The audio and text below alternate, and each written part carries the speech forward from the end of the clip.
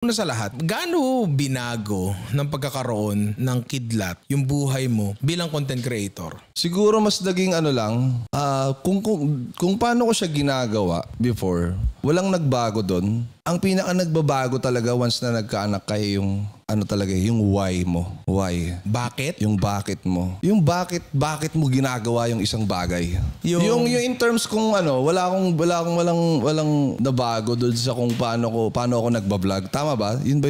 Tama ba yung pagkaintindi ko sa tanong?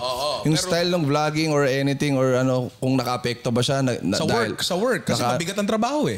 Siguro yung first few months, kasi ano siya eh, kumbaga parang full-time na ano yan eh. Lalo yan, wala pang ultimo leeg niya, hindi niya pa madiretso eh, di ba? So talagang yun yung ano doon, yung part na yun. Pero bilang isang vlogger din and yun yung buhay ko, parang sinare ko rin yung experience ko that time as ano yung pakiramdam nung kung tama yung pagkakatanda ko as a first time dad and ano yung sitwasyon, ano yung nangyayari.